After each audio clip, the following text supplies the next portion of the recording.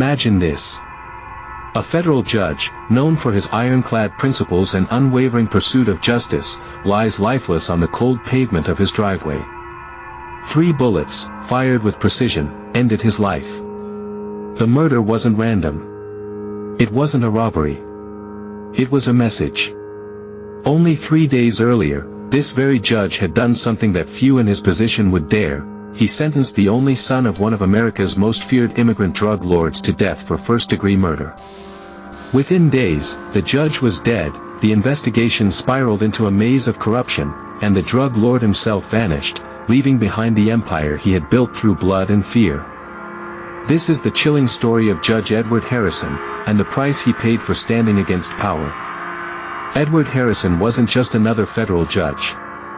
Born in a small town in Kentucky, he was raised on values of integrity and hard work. His father was a factory worker, his mother a schoolteacher. Money was always tight, but young Edward excelled academically. By the time he reached law school, he had a reputation for being fearless in debates. Friends joked that he had been born to sit on the bench. Years later, he climbed the ladder of the legal system until he became a respected federal judge in Texas.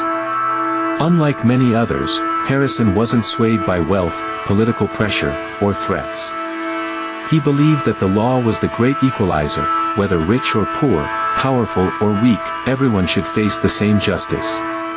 But that belief would eventually cost him his life. The other central figure in this story was Miguel Alvarez Sr., an immigrant who arrived in the U.S. in the late 1980s. On the surface, Alvarez embodied the American dream. He started small, working long hours in construction and odd jobs. But behind the scenes, he was building connections with cartels from his home country. By the mid-90s, Alvarez had established a powerful drug network stretching from Mexico into Texas, Florida, and New York.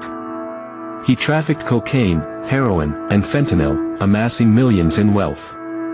He bought mansions, luxury cars, and properties, but unlike many flashy kingpins, Alvarez invested heavily in connections. He donated to political campaigns, funded charities, and even made backroom deals with corrupt officials. He understood one truth: money could silence almost anyone. But Alvarez's greatest weakness was his only son, Miguel Alvarez Jr. Spoiled, reckless, and impulsive, Jr. lacked his father's discipline. Where Sr. was calculated, Jr. was volatile. And it was this volatility that set the stage for tragedy. In the spring of 2015, Miguel Jr. attended a nightclub in Houston. Witnesses later testified that he got into a heated argument with another young man over a woman. Fueled by alcohol and entitlement, Jr. pulled out a gun and shot the man in the chest. Execution style. The victim, Daniel Brooks, was a 23-year-old college student with no criminal ties. His death shocked the community. Police arrested Jr. the following morning. Despite his father's wealth and influence, the evidence was overwhelming: surveillance footage, eyewitnesses, and the murder weapon itself. What was expected to be another case quietly buried by money and influence instead took a shocking turn. Because Judge Edward Harrison was assigned to the trial. The courtroom was packed every day. On one side sat the grieving Brooks family, seeking justice for their son. On the other sat the Alvarez family, with their endless army of lawyers and silent but menacing associates. Throughout the trial, Alvarez Sr. pulled every string. Witnesses were pressured, evidence mysteriously went missing, and jurors were reportedly offered bribes. But Judge Harrison remained unyielding. He ruled fairly but firmly, ensuring that every piece of evidence was presented, every witness was protected. When the jury returned with a guilty verdict for first-degree murder, the tension in the room was palpable. But it was Harrison's final ruling that sealed his fate. Looking directly at Miguel Jr., he delivered the ultimate sentence: death by lethal injection. Gasps filled the courtroom. The Brooks family wept. Jr. smirked arrogantly, as if still in denial of his fate. But the most chilling reaction came from Alvarez Sr. sitting quietly in the back. He locked eyes with Judge Harrison. It wasn't rage. It wasn't shock. It was a silent promise. 3 days later, that promise was fulfilled. On a cool October evening, Judge Harrison returned home after work. His wife, Linda, was preparing dinner inside. Their daughter, Claire, was upstairs studying. As Harrison stepped out of his car in the driveway, a dark figure emerged from the shadows. Within seconds, 3 gunshots echoed through the suburban neighborhood. Linda rushed outside to find her husband lying motionless, blood soaking his shirt. Claire screamed from the porch as neighbors dialed 911. By the time paramedics arrived, it was too late. Judge Edward Harrison was pronounced dead at the scene. News of the murder sent shockwaves across the nation. How could a federal judge, a symbol of justice, be assassinated in his own front yard? Everyone knew who was behind it. But proving it would become a nightmare. The FBI immediately took over the case, led by Special Agent Sarah Whitmore. A sharp, relentless investigator, Whitmore had dealt with cartel cases before. But she quickly realized this one was unlike anything she had faced. From the start, the investigation was riddled with obstacles. Local law enforcement seemed reluctant to cooperate. Potential witnesses were terrified to talk. Even within federal ranks, Whitmore suspected leaks. Someone was feeding information to the Alvarez cartel. A hit of this precision required planning, money, and connections. But tracing it back to Alvarez Sr. proved nearly impossible. One anonymous informant claimed he overheard cartel members boasting that the robe had been silenced.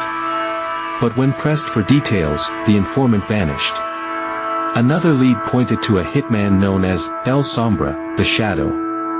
A cartel enforcer infamous for disappearing without a trace after every job. But his identity was so elusive that even the FBI's best couldn't confirm if he truly existed. Every time Whitmore's team came close, doors slammed shut. As weeks turned into months, Whitmore uncovered the harsh truth: Alvarez Sr. had built a fortress of protection around himself.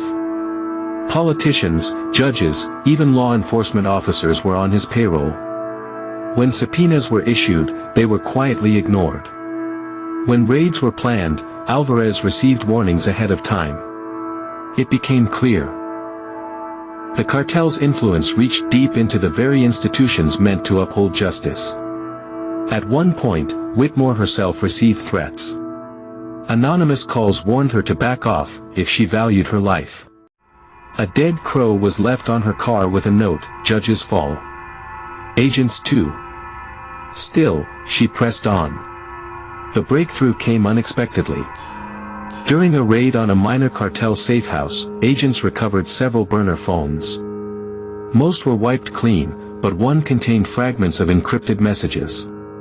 For weeks, FBI tech specialists worked to decode them. Finally, one message stood out. "The man in the robe silenced my bloodline. End him before the week ends." It was the smoking gun. A direct order, unmistakably referencing Judge Harrison's sentence against Jr. Whitmore prepared to move on Alvarez Sr., but just as the pieces fell into place, everything unraveled. When federal agents stormed Alvarez's mansion, they found it empty. His cars were abandoned. His art, jewelry, and millions in assets were left behind. His bank accounts had been drained days earlier. Alvarez Sr. had vanished. Rumors swirled. Some said he fled to Colombia, protected by international cartel allies. Others claimed he struck a secret deal with corrupt officials, trading silence for safe passage. Whatever the truth, Alvarez was gone, slipping through the cracks of a system he had manipulated for decades. For the Harrison family, the loss was unbearable. Linda, once proud of her husband's unwavering commitment to justice, found herself questioning whether it was worth the price. Claire struggled for years, unable to step into a courtroom without trembling. The Brooks family, who had once celebrated the guilty verdict against Miguel Jr., now felt hollow. Justice had been tainted. And for the public, the assassination of Judge Harrison became a haunting reminder: if a federal judge could be silenced, who was safe? The FBI never closed the case. Alvarez Jr. remains on death row, awaiting his fate. But his father, the man who orchestrated it all, was never brought to justice. His empire collapsed in his absence. Associates turned on one another, turf wars broke out, and the cartel slowly crumbled. Yet the shadow of Alvarez still lingers, whispered in the underworld as a ghost who defied the law. The murder of Judge Edward Harrison isn't just a true crime story. It's a chilling reflection of the cracks in our justice system. It shows how corruption, fear, and influence can silence even the most powerful symbols of law. And it leaves us with an unsettling question: was justice truly served, or was it buried alongside the man who believed in it the most? So, what do you think? Was Judge Harrison's murder inevitable the moment he sentenced Alvarez's son? And how do you feel knowing Alvarez Sr. walked away, leaving behind the empire he built on blood? Let us know in the comments below.